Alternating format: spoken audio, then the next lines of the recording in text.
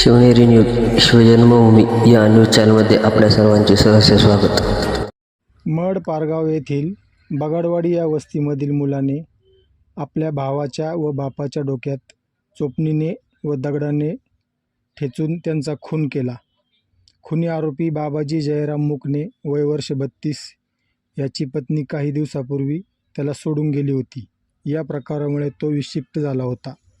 आरोपी हा त्याच्या वडिलांसोबत मयत जयराम महादू मुकणे यांचे वय वर्ष 65 यांच्यासोबत राहत होता.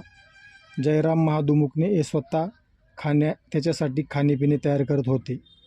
या बाबाजीची बायको सोडून गेल्यापासून तो वेड्यासारखा वागत होता. या बाबांना 4 मुले होती. त्यातील 3 मुले ही मुरबाड या ठिकाणी वीटभट्टीवर कामासाठी गेली होती. त्या ठिकाणी झाले असे की त्यातील बाबांचा एक मुलगा राजू जयराम मुकणे हा आपल्या वडिलांकडे त्यांना भेटण्यासाठी खूप दिवसांनी आला होता.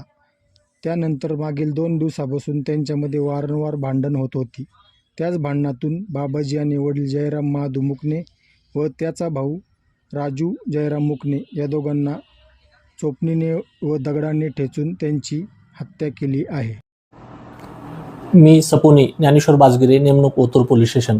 काल दिनांक 2/6/2026 रोजी पारगावतर्फे मड येथील बगाडेवाडी या ठिकाणी जयराम महादू मुकणे वय 65 व त्यांचा मुलगा राजू जयराम मुकणे वय 30 त्यांचाच मुलगा नामे बाबाजी जयराम मुकणे वय 32 याने घरगुती वादावरून झालेल्या वादामध्ये चोपणीने त्यांच्या डोक्यात मारहाण करून तसेच त्यांच्या मोठा दगड उचलून त्यांच्या डोक्यामध्ये मारहाण करून दोघांचाही खून केलेला आहे.